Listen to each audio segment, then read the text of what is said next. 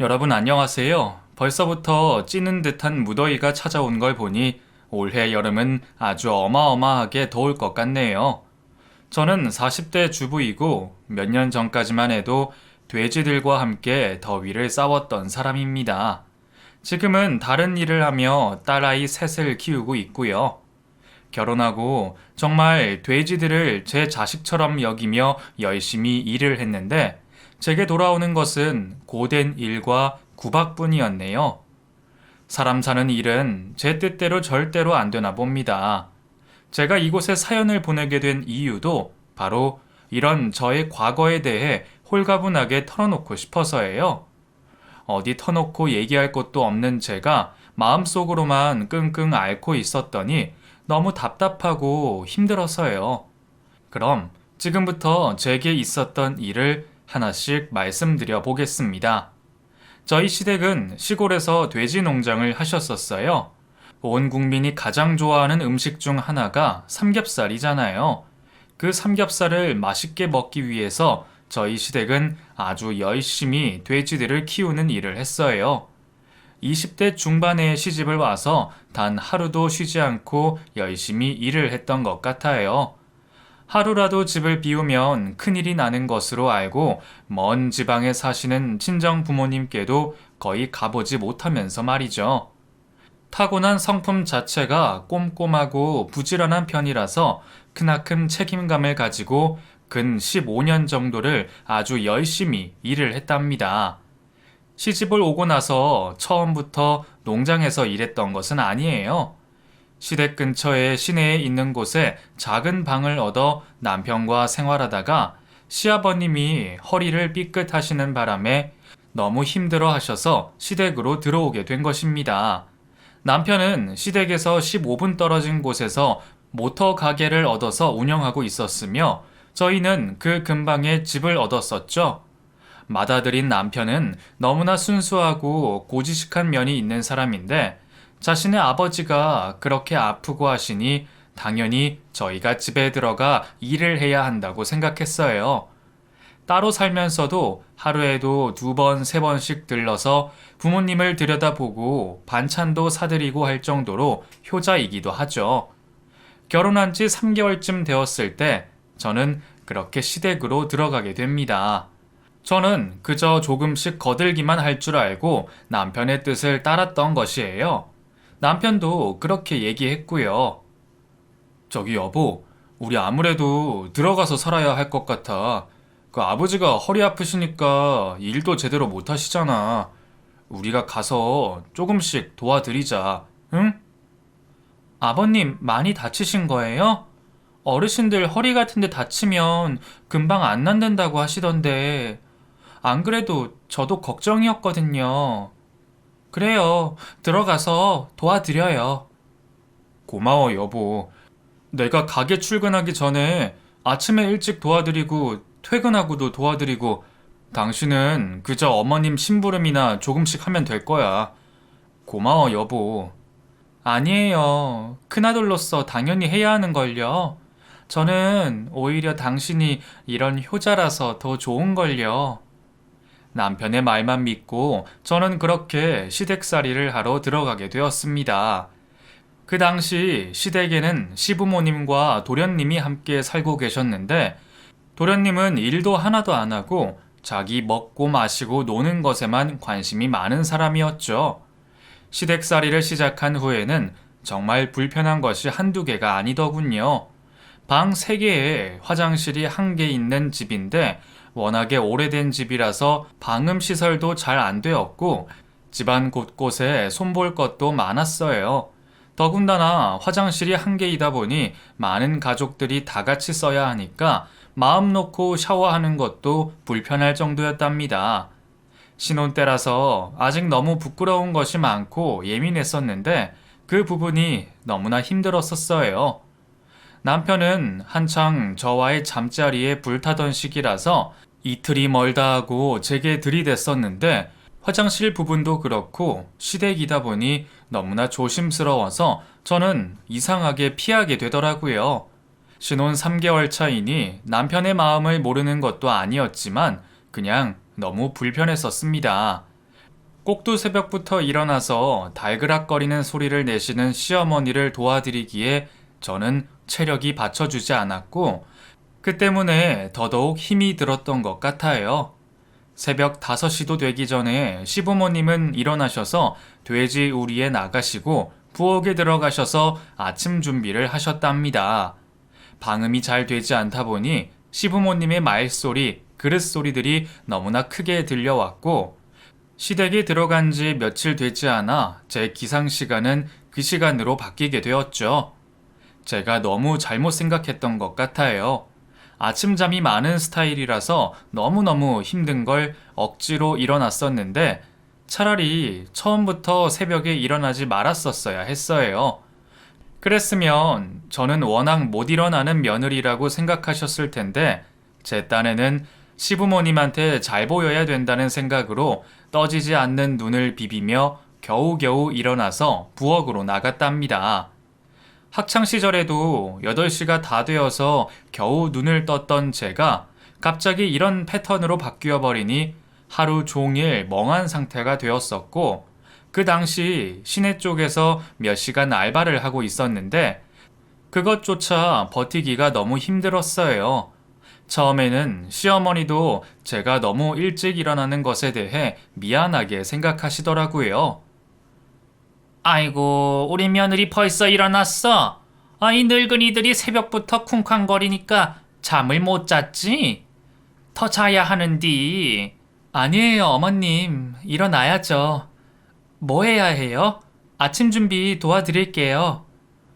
아이고, 그려. 우리 맏며느리가 최고네, 그려. 그럼 여기 콩나물 씻어서 국 좀 끓일래? 네, 어머님. 끓여볼게요.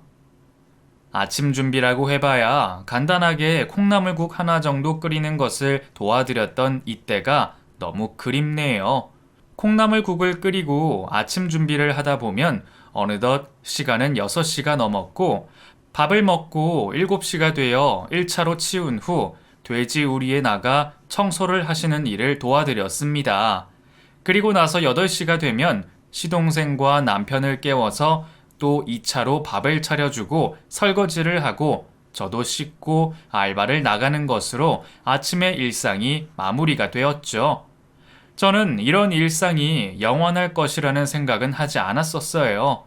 그냥 당분간만 이렇게 하는 것이겠지 하는 생각으로 버텼어요. 결혼 초기라 시부모님한테 잘 보이는 것이 제 결혼 생활이 편한 길이라고 생각했기 때문에 더더욱 그렇게 행동했습니다. 하지만 저의 이런 행동은 시간이 지나면서 점점 당연한 일이 되어가고 있었어요. 아니, 오늘은 왜 이렇게 늦게 일어난 거요? 여자가 아침잠이 너무 많으면 못 쓰는디. 어머님, 요즘 몸이 좀 피곤해서 그랬나 봐요. 제가 원래 아침잠이 좀 많아서요. 아가씨 때처럼 혼자 생각하고 늦게 일어나면 쓰나? 결혼했으면 이 집 법도를 따라야지. 안 그려? 네, 어머님. 죄송해요. 오늘 농장에 청소도 많이 해야 하는디. 늦게 일어나서 원. 제가 조금 늦게 일어났었을 때 시어머님의 짜증 섞인 목소리를 듣고 저는 제가 뭔가 잘못 생각하고 있다는 것을 알게 되었어요. 일찍 일어나서 집안일을 도와드리는 게 시어머니 입장에서 고맙다고 생각할 줄 알았는데 그게 아니었던 거죠. 하물며 제가 임신을 한 상태에서도 똑같은 시간에 일어나서 똑같이 일을 하지 않으시면 얼굴 표정이 싹 바뀌셨습니다. 그때 한번 제가 남편에게 힘들다고 하소연을 한 적이 있었어요. 그래서 남편이 시어머니께 말씀드렸죠.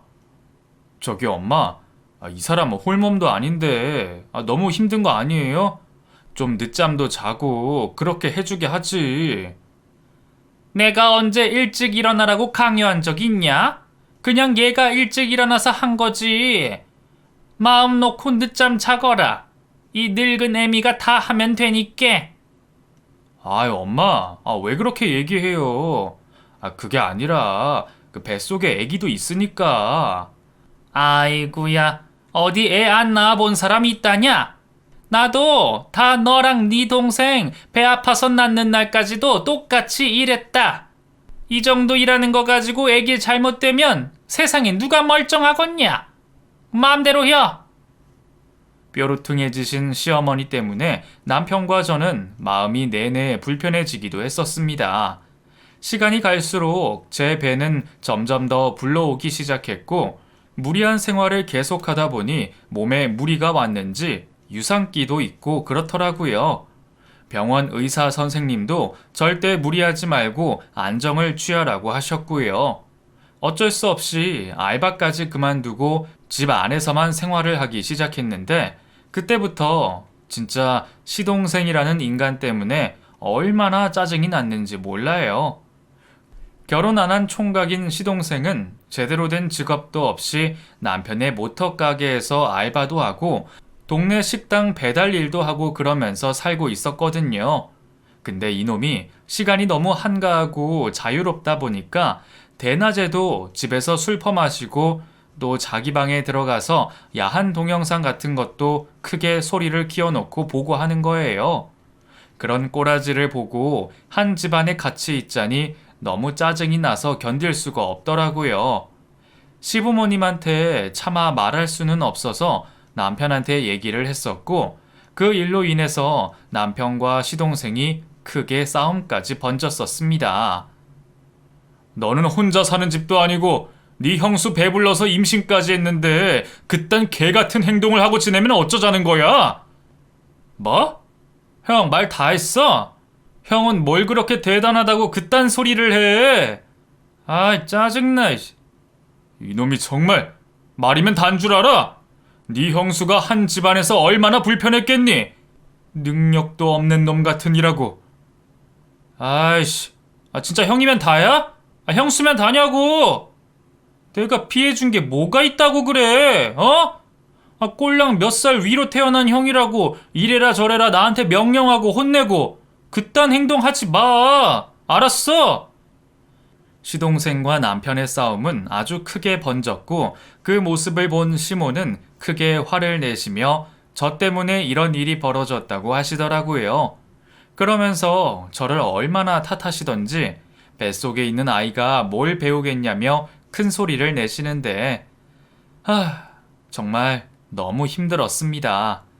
그래도 아이만 낳으면 아이 돌보느라 집안일도 안 해도 되고 다른 사람에게 신경도 덜 쓰겠거니 생각하면서 출산의 날만을 손꼽아 기다렸어요. 시부모님도 손주가 생기면 뭔가 더 부드러워질 것이고 가족 간의 화목도 더 생기겠지 하는 마음을 갖고 있었죠. 그리고 드디어 예쁜 공주님을 출산했는데 시부모님의 반응은 영 시큰둥하셨습니다. 남들은 아들도 잘만 낳더니만 우리 집 며느리는 어째 딸을 낳았대? 요즘은 딸 낳는 게 200점이라고 하잖아요. 딸이 더 귀해요, 어머님. 그래도 그렇지. 대를 이으려면은 자고로 아들이 있어야 하는 법인데 장남의 자식이 딸이니 원. 얼른 몸 추스리고 둘째 낳거라. 어머님, 아직 아이 낳은 지 50일도 안 됐는데 둘째라뇨. 왜? 내가 뭐 틀린 말 했냐? 연년생도 낳고 쌍둥이도 낳는 세상인데 빨리빨리 아들 낳아야지. 저는 제왕절개해서 좀 더 몸을 추스려야 해요, 어머님. 아이고야, 그것도 자랑이라고. 애도 순풍순풍 못 낳는 것이 뭐가 자랑이라고. 아이고. 제가 딸을 낳아 못마땅해 하시는 시모 때문에 진짜 소가리를 많이 했던 것 같아요. 아이를 낳고 다들 몸조리를 잘해야 한다고 말을 했지만 저는 시댁살이를 하면서 농장일도 도와드리고 식구들 밥도 차려야 했기에 산후조리를 제대로 하지는 못했습니다. 친정 부모님은 제가 걱정이 되셨는지 한 달 정도 친정에 와서 좀 쉬라고 하셨지만 차마 제가 그때는 그럴 용기가 나지는 않았어요. 친정 가서 산후조리 하는 것이 죄도 아니고 당연한 일이기도 한 건데 왜 그때는 그렇게 생각을 했는지 제가 너무 바보 같았어요.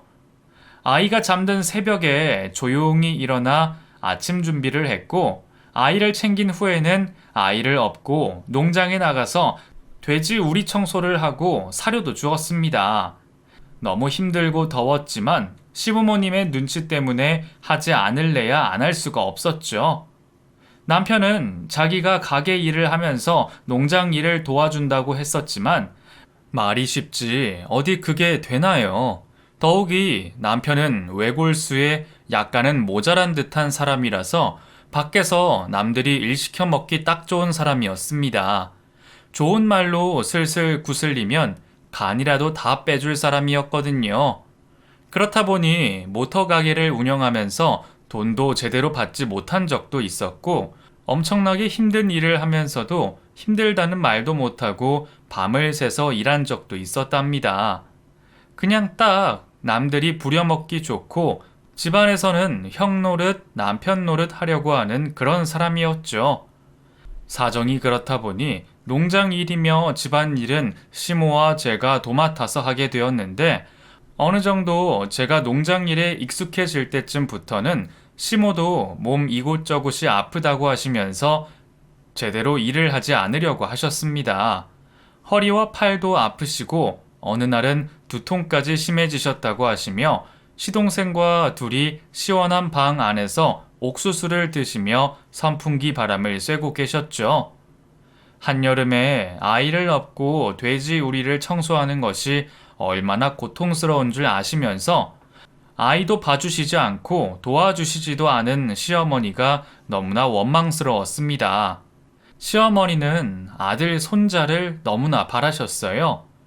제가 둘째를 가지려고 노력해 보아도 임신이 잘 되지 않아 마음이 힘든 상황이었음에도 딸아이를 절대로 봐주지 않으셨습니다.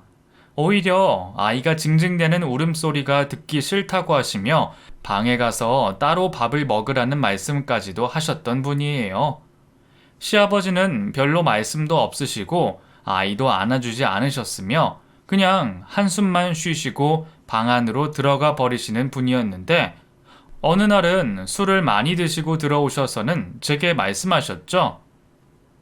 애미야, 그 아들 낳는 것이 그렇게도 힘드냐? 남들은 잘도 낳더니만 도대체 우리는 왜 아들 손주도 없는 것이냐고. 아버님, 노력하고 있으니까 조금만 기다려주세요. 내가 전생에 무슨 죄를 졌길래 대가 끊길 지경까지 된 것이냐. 조상님들도 너무 아시지. 한숨을 쉬시며 제게 아들 말씀을 하시는데 정말 듣기 싫었지만 어쩔 수 없이 가만히 듣고만 있었습니다. 대가 끊길까봐 걱정을 하시며 말씀하시는데 제가 어떻게 할 수가 없잖아요. 그 후부터 계속해서 아이를 가지려고 노력했습니다. 첫째 아이가 5살이 될 때까지 소식이 없어서 마음을 졸이고 있었거든요. 농장 일에 집안일을 도맡아 하면서도 밤만 되면 남편을 붙잡고 아이를 가지려고 노력하는 제 모습이 정말 너무 짠하기도 하더라고요. 어찌됐건 저는 그렇게 둘째 아이를 갖게 되었습니다. 어렵사리 가진 아이라서 특히 몸조심을 하면서 임신 기간을 버텼고 시부모님과 남편까지 모두가 그렇게 아들 노래를 불렀지만 둘째 역시 예쁜 공주님이 태어나게 되었죠. 둘째까지 딸을 낳은 후 시부모님의 행동은 너무나도 심하게 변하셨습니다. 아들을 바라신 건 아시겠지만 그래도 손녀딸을 낳았는데 기뻐하는 내색이 전혀 없으시고 한숨을 내리시고 들이쉬시면서 제 탓을 하셨어요. 너는 어떻게 된 애가 아들 하나를 못 낳아? 응? 아니 정말 굿이라도 한 판 해야 되는 거 아니야? 아휴, 내가 정말 못 살아. 어머님, 그게 성별은 남자가 정한다고 하던데. 뭐? 말이면 다인 줄 알아? 이게 어디서 남편 탓을 하고 지랄이니? 아이고, 내가 정말 제명에 못 살지. 아이고. 시모의 말에 많은 상처를 받았던 저는 이번에는 큰 맘을 먹고 친정에 다녀오기로 결심했습니다. 결혼하고 제대로 친정에 가서 쉬고 온 적도 없었거든요. 어떤 때는 명절에도 친정에 못 갔던 적이 있었어요. 돼지 농장 봐야 한다고 시어머니가 가지 말라고 하셨었거든요. 너무 짜증도 나고 화도 나고 서럽기까지 해서 큰맘 먹고 아이 둘을 데리고 친정에 가는 고속버스에 올랐습니다. 몇 시간에 걸쳐서 혼자 아이 둘을 케어하고 갔더니 많이 힘들기도 하더라고요. 그래도 오랜만에 친정에 온 딸이 반가워서 이것저것 못해 주셔서 안달인 친정 엄마 얼굴을 보니 눈물이 절로 나더군요. 며칠 동안 정말 너무나 행복한 친정살이가 끝나고 집에 와보니 남편의 태도는 너무나도 달라져 있더군요. 퉁명스럽게 저를 쳐다보는 눈빛하며 가시 박혀 있는 말투하며 뭔가 이상하게 변해 있는 것 같았어요. 혼자 친정 가서 쉬고 오니까 좋냐? 남편은 뼈 빠지게 일하고 농장 일까지 하고 있는데. 여보, 나 친정에 얼마나 오랜만에 갔다 왔는지 알잖아. 진짜 몇 년 만인데. 그러니까 좋냐고. 딸 아빠라고 온 동네방네 소문이 다 나서 짜증나는 나는 내팽개쳐두고 네 혼자 쉬고 오니까 기분이 어떤데? 어? 뭐라고? 여보, 딸 아빠라고 사람들이 그래서 지금 화가 난 거야? 아니면 내가 너무 오랜만에 친정에 다녀온 게 잘못인 거야? 도대체 뭐가 문제인 건데?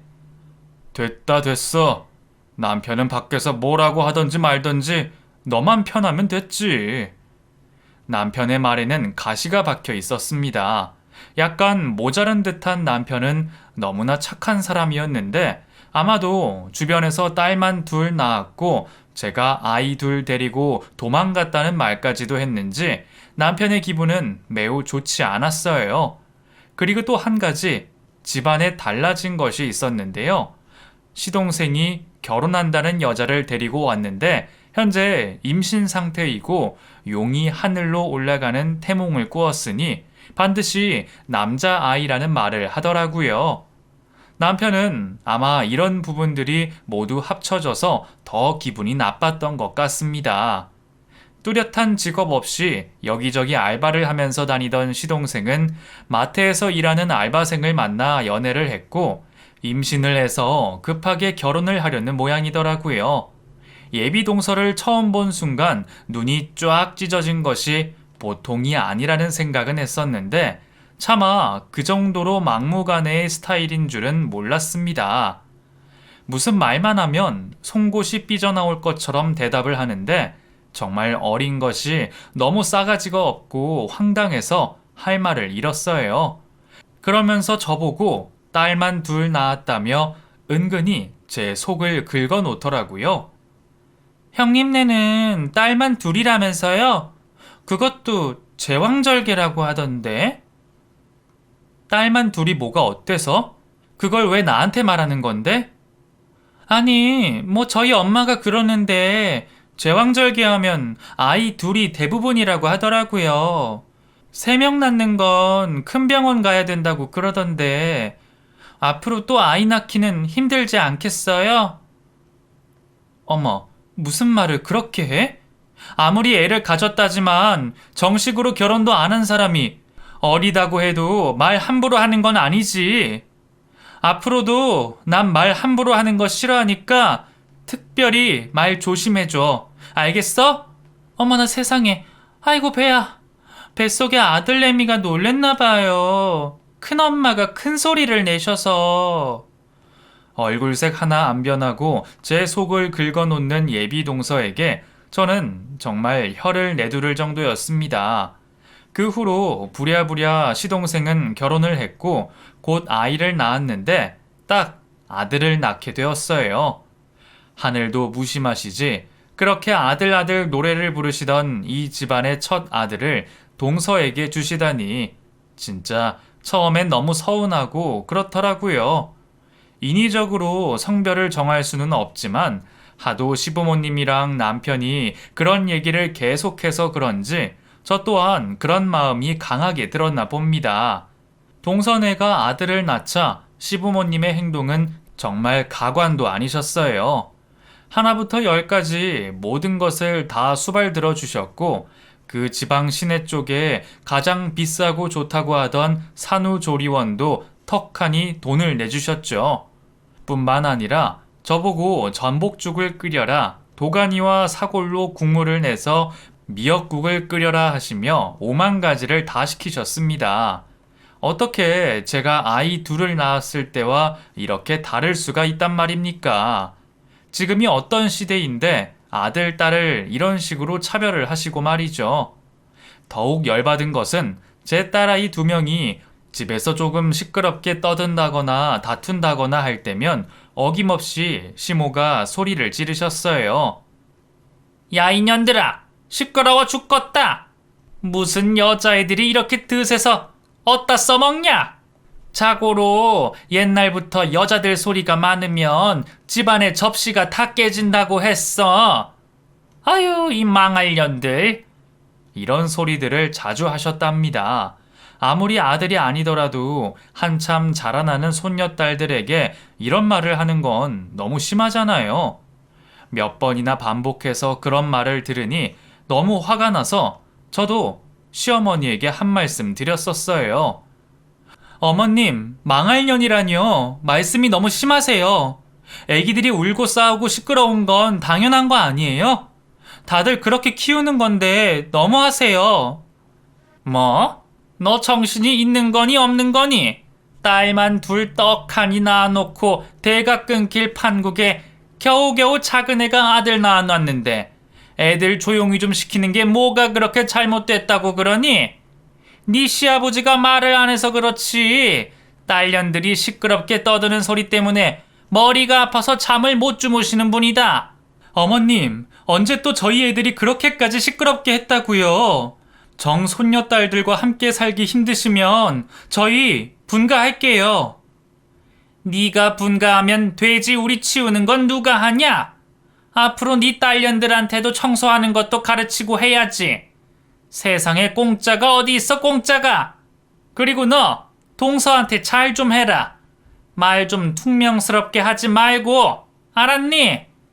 무슨 애가 성격이 그렇게 무뚝뚝해가지고는 네 동서가 이 집안 대 이어놨으면 고마운 줄 알고 행동해야지 원. 시모는 점점 제게 억지를 부리셨습니다. 아니, 딸들이면 돼지 농장 청소를 하는 것이 어떻게 당연한 것인가요? 정말 아무리 말씀을 드려도 벽처럼 꽉 막혀 있으셨기에 더 이상의 대화는 불가능했었죠. 저는 하루하루가 힘들었습니다. 하루라도 빨리 분가를 하고 싶다는 생각만 가득했고, 조만간 분위기를 봐서 남편에게 말을 할 작정이었어요. 몇 달을 그렇게 보내고 있던 와중에 저는 셋째를 임신하게 됩니다. 아이가 잘 생기지 않아서 고민을 하고 있었는데 제가 동서를 질투하긴 했나 봅니다.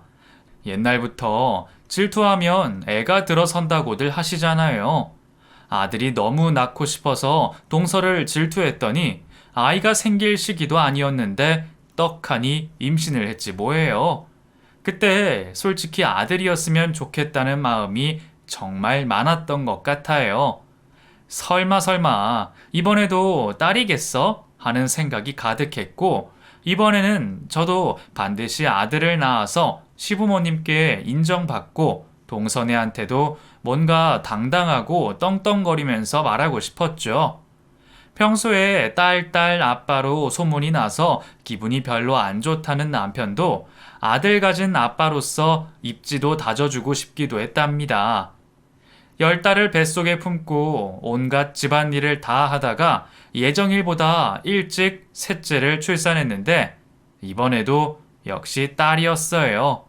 시부모님은 역시 그럴 줄 알았다고 하시면서 혀를 내두르셨고, 딸만 셋이 생긴 저는 동서네와 더욱 많은 비교의 대상이 되어버렸습니다. 동서네 역시 하나부터 10까지 아들을 가진 유세를 얼마나 떠는지 세상에 자기 아들만 가장 귀한 것처럼 행동을 하더군요. 아우, 형님, 이런 건 딸들이나 하는 거예요. 요즘 아들들은 이런 거 안 해요. 누가 이런 걸 해요?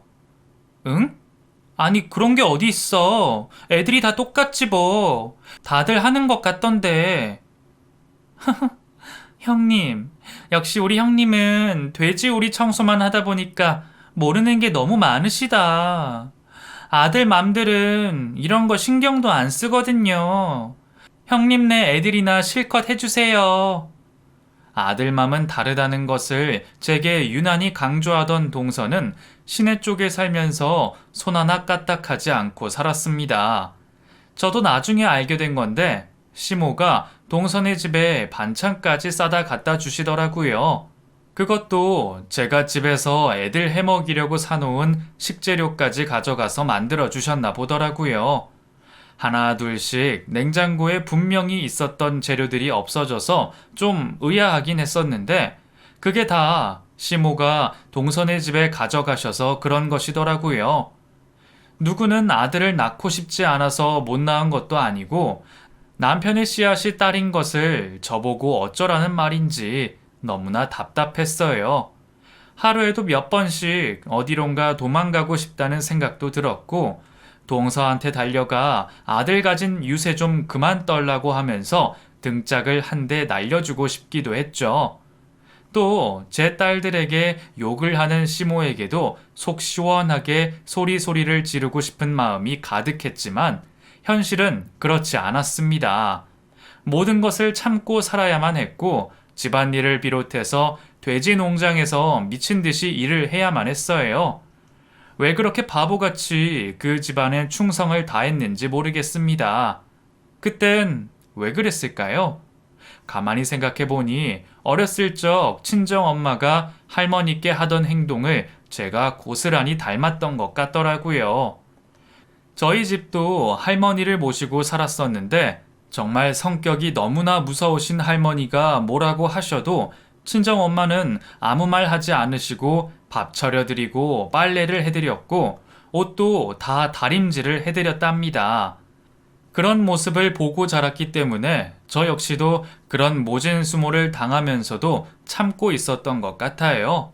한 해, 두 해 시간이 지나면서 저는 점점 이 집안에서의 맏며느리 권위는 사라져갔고 굳은 일만 도맡아 하는 그런 사람으로 전락해가고 있었습니다. 남편 역시 조금 모자르고 수수한 사람이었지만 시간이 딸만 셋을 낳게 되고 주변 사람들이 하는 얘기를 듣더니 제게 과격한 폭언을 일삼았고 딸들에게도 소홀해져 가더군요. 어디서부터 잘못된 것인지 생각도 잘 하지 않게 되던 때에 저는 이상한 광경을 목격했습니다. 결혼식 때와 상견례 때 잠깐 뵌 적이 있던 동선의 부모님이 가끔씩 저희 농장 주변에 와서 기웃기웃 거리는 거예요. 처음에는 제가 잘못 보았겠거니 생각을 했지만 아무리 다시 보아도 그분들이 맞았습니다. 적어도 3번 이상을 보았고 한 번은 모르는 남자를 데려오신 적도 있었는데 아주 활기차고 밝은 표정으로 자기들끼리 뭐라고 소근소근 거리시더라고요. 동선의 집은 이곳도 아니었고 이 돼지 농장과는 아무런 관계도 없는 사람들인데 왜 이렇게 이곳에 오나 싶었고 저는 궁금한 마음에 시모에게 말을 했어요. 저기 어머님, 제가 사실 얼마 전부터 동선의 친정 부모님을 이 근처에서 뵀었어요. 사돈을? 아니 사돈을 여기서 왜? 이런 곳까지 어쩐 일로? 그러게요. 그건 저도 모르겠고 다른 남자분 한 분하고 같이 오셔서 농장 주변을 두리번거리시더라고요. 뭐 종이 같은 것도 같이 보면서요. 어머님 혹시 뭐 아시는 거 없으세요? 뭐 우리 내외 보러 오신 거겠지. 안 계셔서 그냥 가셨나? 이상하다. 외출한 적이 없었는데. 그 다음에 또 뵙게 되면 반드시 집 안으로 모셔서 밥상 차려드려라. 알겠냐?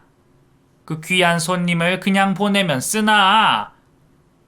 근데 어머님, 뭔가 좀 이상하지 않아요?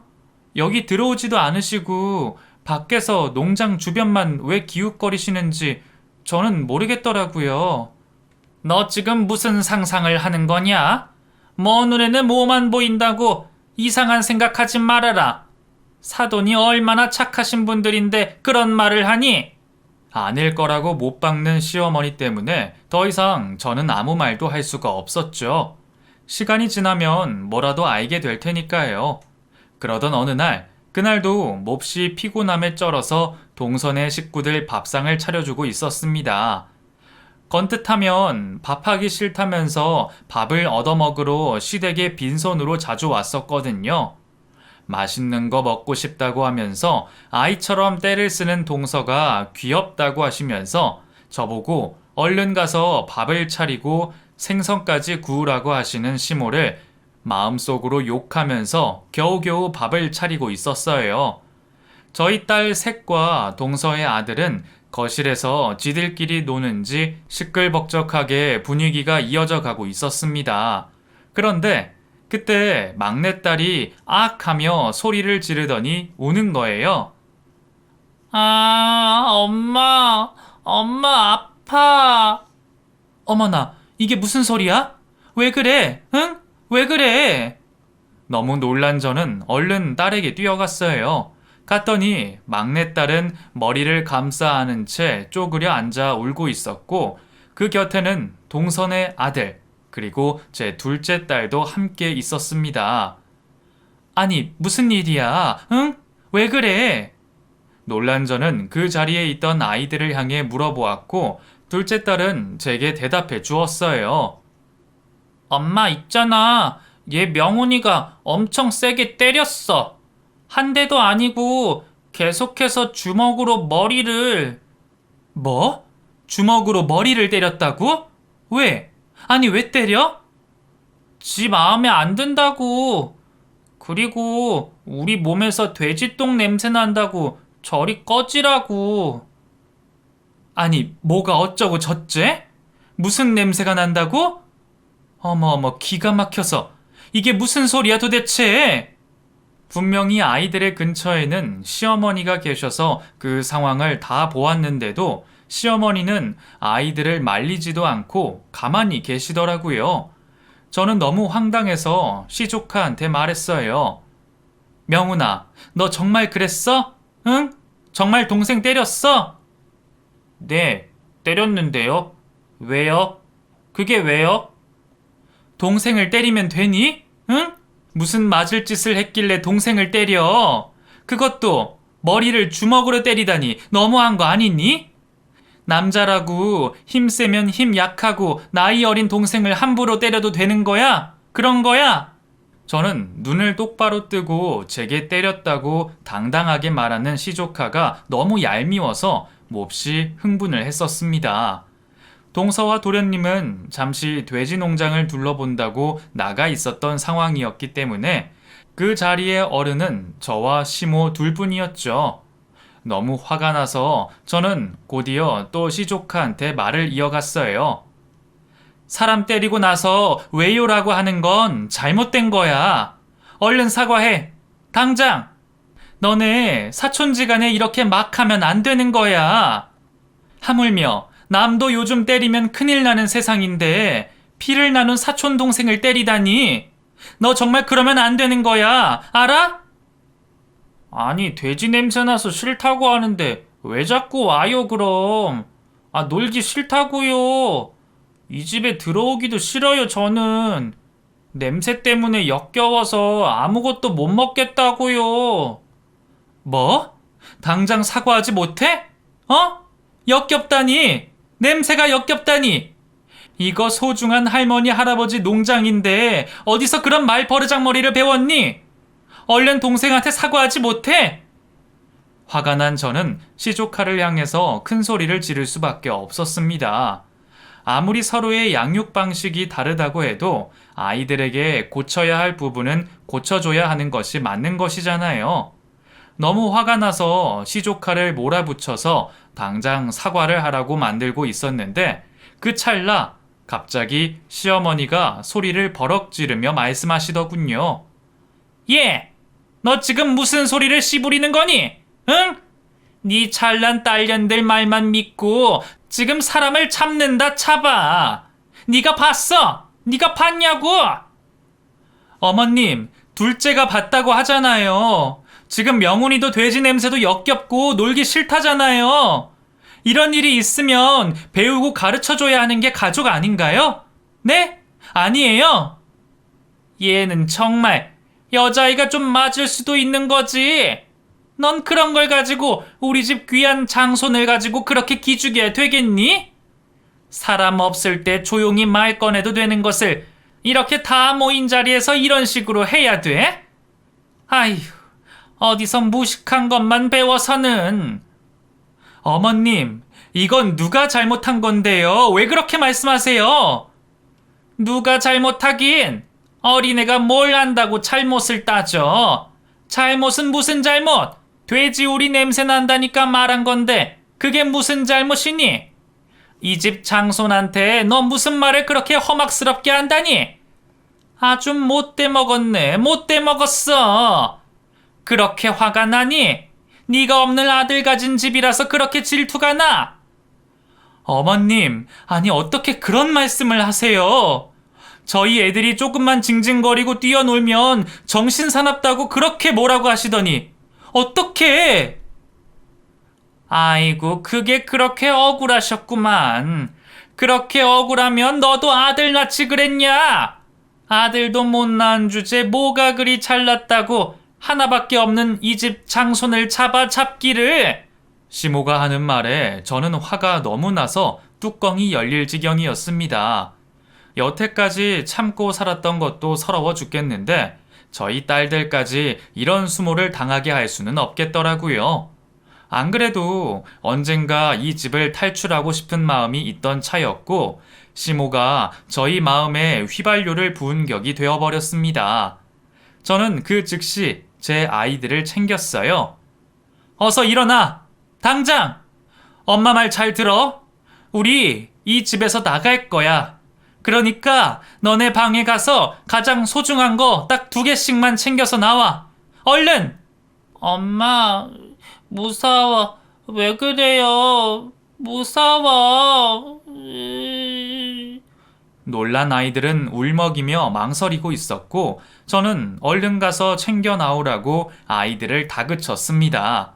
그리고는 당장 돼지 농장으로 달려나갔어요.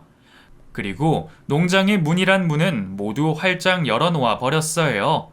돼지들은 서로 엉켜 뒤뚱뒤뚱거리며 우르르 쏟아져 나왔고 순식간에 농장 안은 아수라장이 되어버렸죠. 그러던지 말던지 그 후에도 화가 풀리지 않아 사료를 모두 밖으로 가지고 나와서 바닥에 뿌려버렸습니다. 돼지들은 사료 냄새를 기가 막히게 맡고 밖으로 쏟아져 나와 농장 주변과 집 주변이 돼지들로 아수라장이 되었고 놀란 시모가 나와 제게 욕을 하며 잡으려 애쓰셨지만 저는 잡히지 않았어요.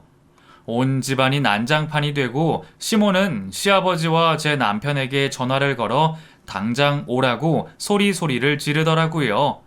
그리고 농장 뒤 땅을 둘러보고 있던 시동생과 동서는 제 모습을 보고는 뭔가 심상치 않은 일이 벌어지고 있다는 것을 눈치채고 저를 무력으로 잡으려고 안간힘을 썼죠. 형수, 미쳤어요? 왜 이래요? 아니 도대체 왜 이러는 거예요? 네? 아이고 잘난 시동생 납셨네. 이 집안의 장손을 낳은 잘난 시동생네. 그래, 니네 잘 먹고 잘 살아라. 아주 평생 돼지 똥오줌이나 치우면서 막대 먹은 장손 잘 키워보시라고. 아니 뭐라고요? 형수! 형수! 저는 그 즉시 택시를 불러 아이 셋을 데리고 그 집을 떠났습니다. 아니, 탈출했다는 표현이 더 맞을 것 같네요. 지긋지긋하게 농장일과 집안일로 온몸이 성한 곳이 없던 그 집을 당당히 탈출해서 친정으로 왔고 남편과 전화통화를 하며 이혼을 얘기했습니다. 정말 황당한 것은 남편은 이혼에 대해 아주 긍정적으로 생각하고 있더라고요. 여자가 있었던 건지 아니면 앞으로 새 출발을 하고 싶었던 건지 이혼하자는 말에 반대도 하지 않았고 양육권도 저보고 가지라고 하더군요. 자식에 대한 애착도 없는 그런 모자란 사람과 어떻게 그 세월을 살았는지 모르겠습니다. 그렇게 갑작스럽게 이혼녀가 된 이후에 친정엄마에게 아이를 맡기고 공장에 출근하기 시작했어요.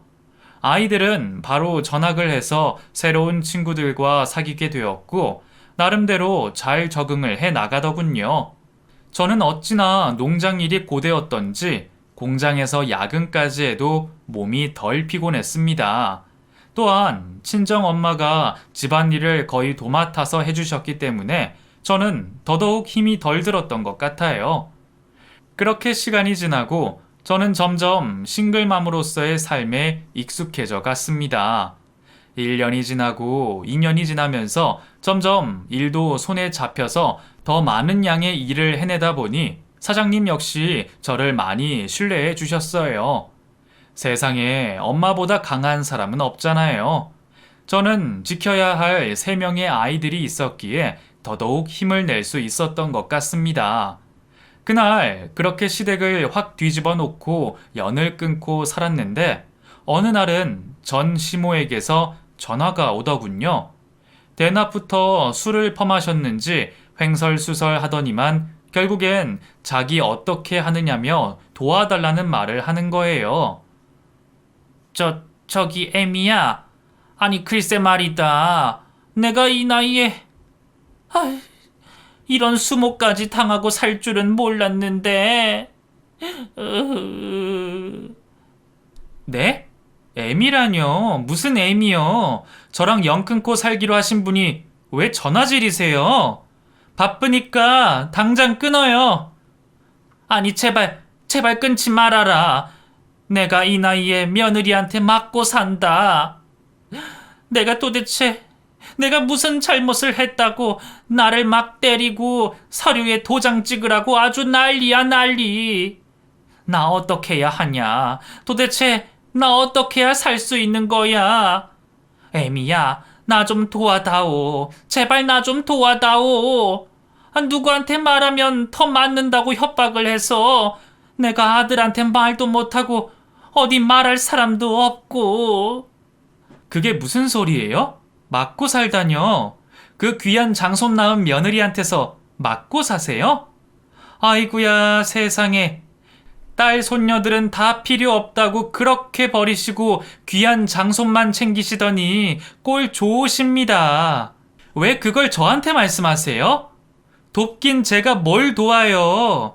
이렇게 전화하시면 저 전화번호도 싹 바꿔버릴 거니까 절대로 연락하지 마세요. 저는 매몰차게 전화를 끊어버렸고 그 뒤로도 몇 번이나 전화가 왔지만 저는 받지 않았습니다. 그래도 사람인지라 그날 밤 마음이 너무 불편해 잠도 자지 못했고 참다 다음 날 전 남편에게 전화를 걸어 모든 사실을 말했어요. 그리고 당장에 뭐라고 하는 것보다 시모방에 녹음기나 CCTV라도 설치해 두고 증거를 잡아서 경찰에 신고하라고 했죠. 처음에는 어리둥절하더니 한 달 후쯤 제게 연락이 와서 고맙다는 말을 하더군요.